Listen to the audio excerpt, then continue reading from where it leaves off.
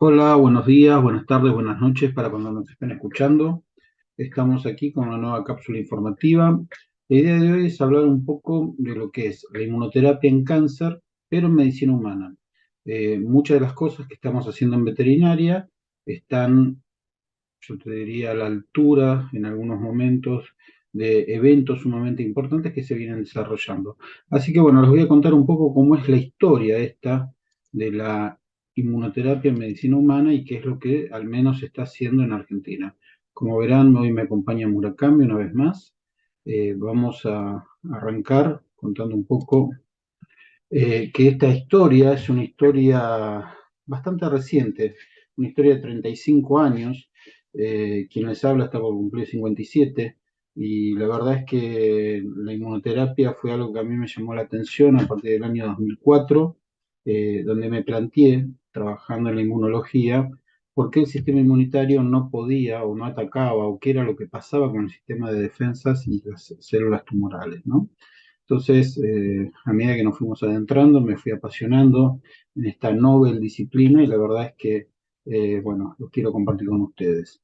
Antes que nada, vamos a definir qué es la inmunoterapia. Vamos a basarnos en lo que define el Instituto Nacional del Cáncer. La inmunoterapia es un tratamiento del cáncer que ayuda al sistema inmune a combatirlo, ¿no? Además, ayuda a combatir las infecciones y otro tipo de enfermedades. O sea que inmunoterapia no es solamente cáncer, sino que inmunoterapia además nos permite inmiscuirnos en otras áreas. La inmunoterapia es una terapia biológica, no farmacológica. Esto es importante cuando después la llevamos al campo práctico, porque es una terapia bastante flexible. Las terapias biológicas es un tipo de tratamiento que usa sustancias producidas por organismos vivos, que en este caso nos van a ayudar para tratar el cáncer. Eh, ¿Cuáles son los tipos de inmunoterapia que hoy hay en medicina humana? Los inhibidores del punto de control es quizás uno de los más importantes o quizás de los que más se están extendiendo y es donde vamos a desarrollar el tema ahora. Anticuerpos monoclonales dirigidos contra blancos biológicos, vacunas terapéuticas contra el cáncer, inmunomoduladores y transferencia de células T, las terapias T-CAR. Eh, Vamos a hablar un poco de cosas que me fueron llamando la atención a lo largo del desarrollo de nuestra experiencia.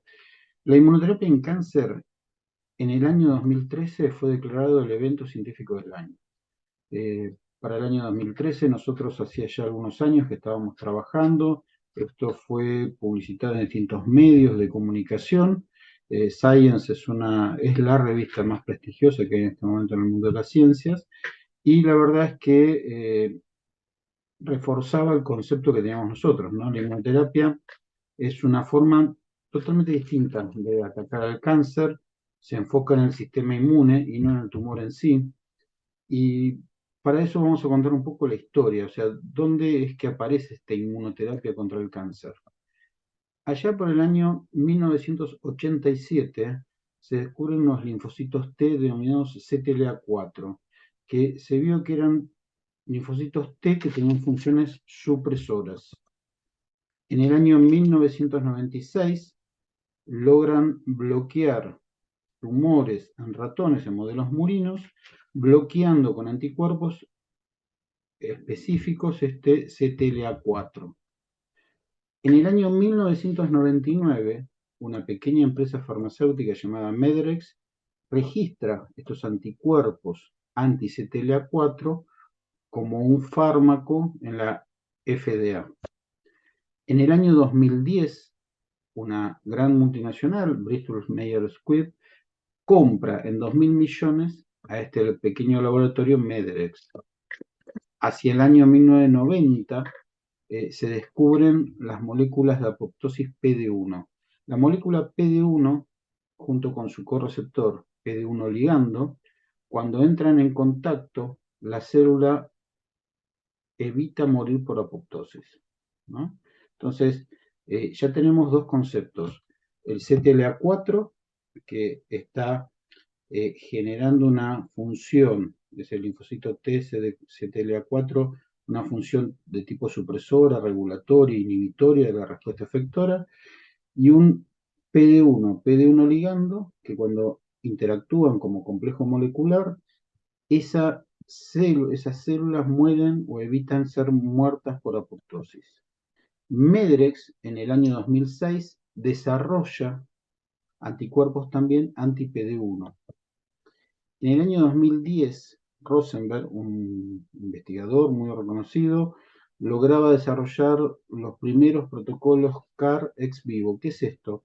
Tomaban células dendríticas o tomaban linfocitos T del paciente enfermo, los pulsaban o los estimulaban con distintos antígenos tumorales y los retransfundían en ese paciente. Eran terapias homólogas con células que eran estimuladas in vitro en el laboratorio y posteriormente se volvían a meter en el mismo paciente y se veían importantes regresiones en cuadros tumorales.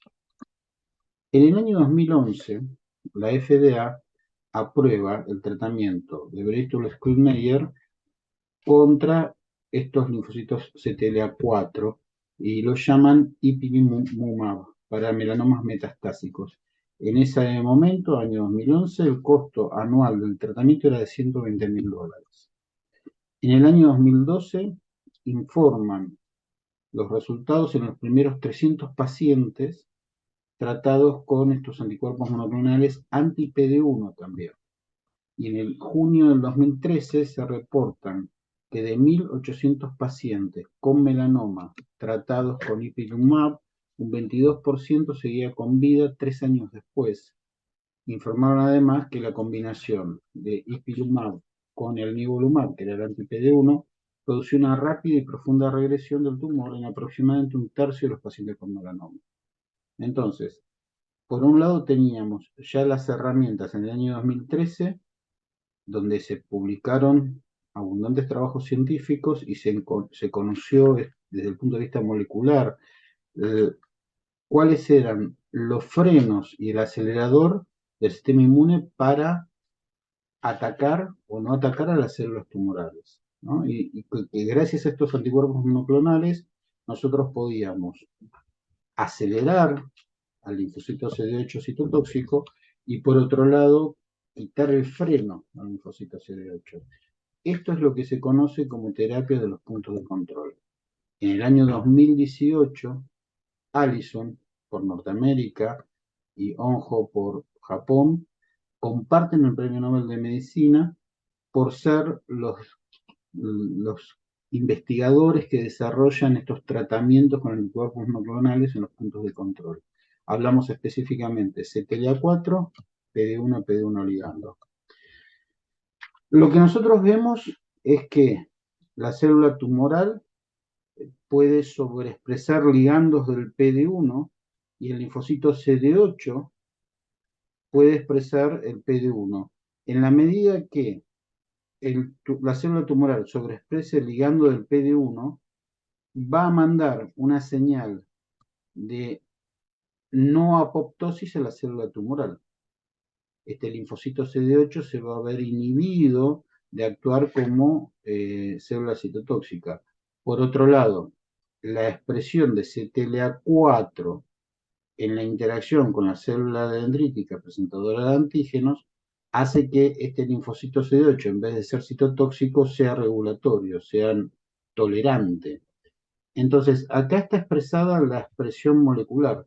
Los anticuerpos anti-PD1 venían a quitar la traba al freno del linfocito CD8 y los anticuerpos contra CTLA4 permitían acelerar al máximo. Entonces, esto es riquísimo desde el punto de vista de lo que es respuesta inmunitaria, porque hace que el sistema inmune, que por acciones de estas dos moléculas, CTLA4 y PD1 ligando, sean tolerantes al sistema inmune, sean tolerantes al tejido inmune, al tejido tumoral. Y eso hace justamente que el sistema inmune, pudiendo destruir un tejido tumoral, no lo haga.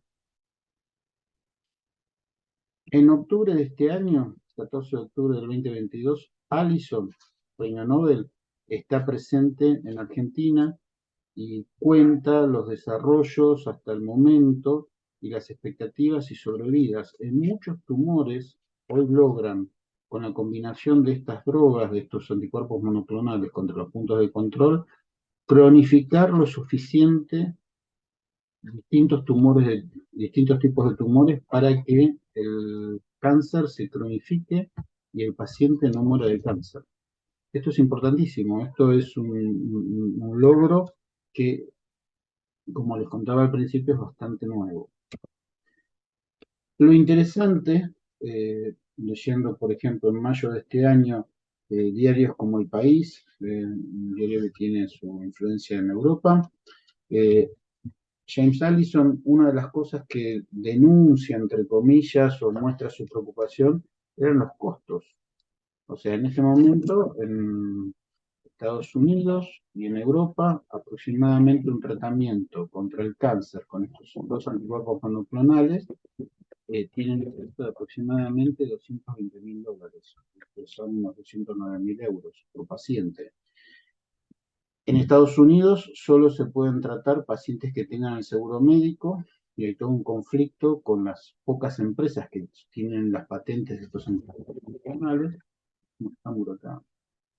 Y por otro lado, en muchos países este concepto es teórico, ¿no? Porque estos anticuerpos monoclonales son inaccesibles de lo que son las economías más o menos desarrolladas. Eh, Básicamente los productos farmacológicos que les menciono son el Opdivo y el Yervoy. El Opdivo como anti-PDL1, el Yervoy como anti-CTLA4. En Argentina, en junio del 2022, se aprueba el Opdivo contra distintos tipos de tumores, melanomas, cáncer de pulmón, mesoteliomas, carcinomas de células renales avanzados, linfoma de Hodgkin, cáncer de cabeza y cuello avanzado, los carcinomas uroteriales, cáncer colorectal. O sea, observen la cantidad de tumores que pueden ser tratados con este tipo de tratamientos. Los costos en Argentina hoy de estos productos y el Yervoy, que es el ipilimumab, tiene un costo de 1.102.052 pesos el vial, mientras que el Opdivo de mayor concentración tiene un costo de 559.000 pesos. Usamos un frasco cada 15-30 días en pacientes bajo estas terapias. Saquen ustedes sus cálculos y sus conclusiones. El asunto es, con semejantes costos, con tal complicación de tratamiento, ¿quiénes podrían recibir inmunoterapia? Porque lo que se ha visto es que la inmunoterapia, al menos en medicina humana, es altamente eficiente en algunos pacientes y en otros no lo es. Esto es algo que en este momento se está trabajando muchísimo. La idea acá es, por ejemplo, ver en biopsias tumorales si ese paciente tiene una alta expresión de PD1 ligando, que es una de las proteínas que serviría para la aplicación del monoclonal contra PD1 o contra el ligando de PD1. Esa sería una forma. En realidad, ya hay test que están en Europa. En abril del año pasado se estaba pidiendo que ingresen a Argentina. No sé qué es lo que habrá pasado, porque no he encontrado material al respecto hoy, en diciembre del 2022. Los test que se utilizan para ver si el paciente es candidato a ser tratado con inmunoterapia son los de la proteína PD1 ligando, la prueba de inestabilidad de microsatélites y la carga mutacional tumoral. O sea, hoy hay 3 test que permitirían establecer qué pacientes son candidatos para recibir inmunoterapia, ¿no? Generalmente, la idea es tratar con inmunoterapia tumores que históricamente son resistentes a las terapias convencionales, ¿no? ¿Cuáles son las expectativas, al menos en Argentina? Y traigo una nota de difusión del doctor Gabriel Rabinovich, para mí un referente en inmunología y inmunoncología. En Argentina ya están aprobadas las inmunoterapias de distintas empresas, no solo de Bristol Myers Squibb, tenemos el ipilimumab y nivolumab, que sí son de Bristol, pero está el pembrolizumab, atezolizumab, avelumab y durvalumab, que servirían y están indicadas en tratamientos contra el cáncer, y esto es inmunoterapia. Son monoclonales, o bien contra CTLA-4, o bien contra PD-1 o contra PD-1 ligando. Eh, Gabriel Rabinovich, una de las cosas que plantea es que es fundamental encontrar biomarcadores confiables que nos permitan discriminar cuáles son los pacientes que serán candidatos a inmunoterapia. Hay que lograr que también algunos tumores considerados tumores fríos, porque el sistema inmune pareciera no tener una acción gravitacional en el desarrollo de la patogenia, se vuelvan capaces de reclutar linfocitos T que puedan responder al bloqueo de estos puntos de control. La mayoría de los tumores de cánceres de mama, ovario, próstata, páncreas y encéfalo, los glioblastoma, se consideran tumores fríos. Un poco la idea, como les decía al principio de esta breve charla, es la inmunoterapia está recién empezando. La idea es ver que en el mundo se está trabajando muchísimo en este tema y me parece muy importante saber que hoy, al menos en Argentina, está disponible esto. Hay que trabajar, hay que preguntar a los oncólogos, no quedarse exclusivamente con las propuestas más convencionales, porque la verdad es que la inmunoterapia ha demostrado que sirve en muchísimos casos, hablando todos los días con mucha gente en función de lo que es el tratamiento de sus animales de compañía, me encuentro con anécdotas de pacientes humanos tratados con inmunoterapia, o sea, cada vez va a ser más frecuente. Me parece muy importante lograr trabajar con esto. Así que bueno, les quiero agradecer. Vamos a seguir desarrollando distintas cápsulas informativas. Espero que esta haya sido de utilidad. Y bueno, les quiero agradecer a todos que estén aquí. Lo vamos a subir a nuestro canal de YouTube. Pueden poner me gusta en el canal de YouTube y si se suscriben mejor todavía, así esto tiene mayor difusión. Les agradezco a todos y buenos días, buenas tardes o buenas noches para cuando estén escuchando.